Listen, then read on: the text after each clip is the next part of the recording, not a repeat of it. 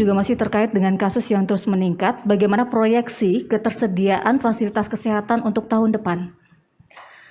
Untuk rumah sakit, kami tetap akan mengantisipasi melihat kondisi bagaimana peningkatan kasus seperti ini.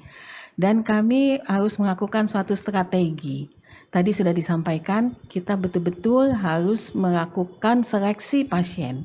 Sehingga pasien yang masuk ke rumah sakit betul-betul memang membutuhkan perawatan untuk kasus yang sedang, berat, dan kritis. Ini memang perlu kerjasama dengan Dinas Kesehatan, dengan Satgas setempat, sehingga semua bisa tertangani dengan baik.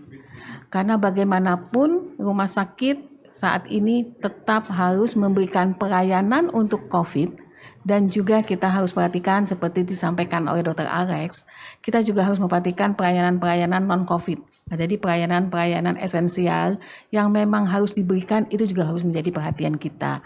Sehingga kita memang harus melakukan suatu strategi sehingga pelayanan COVID dengan kasus yang semakin meningkat ini tetap bisa diberikan pelayanan dengan baik, dan pelayanan non-COVID juga kita tidak boleh tinggalkan.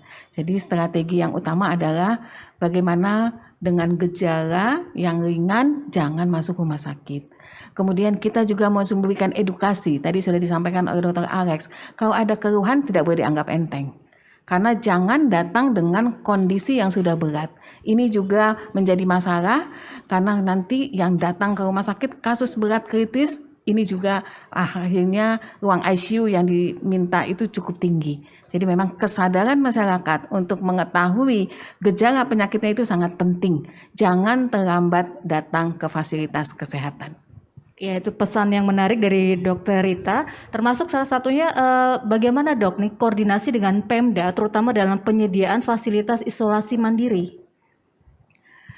Kami memang bekerja sama dengan Dinas Kesehatan dan berkoordinasi dengan Satgas karena untuk membangun tempat untuk yang isolasi mandiri ini memang harus kerjasama lintas sektoral.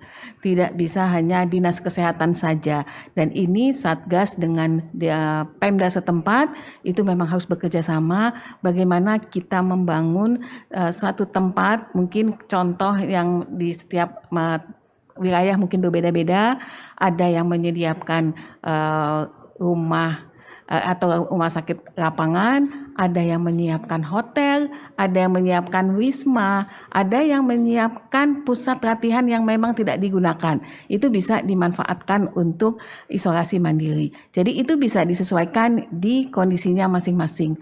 Belum tentu semua mampu punya tempat isolasi seperti Wisma Atlet. Jadi memang disesuaikanlah dengan kondisi masing-masing.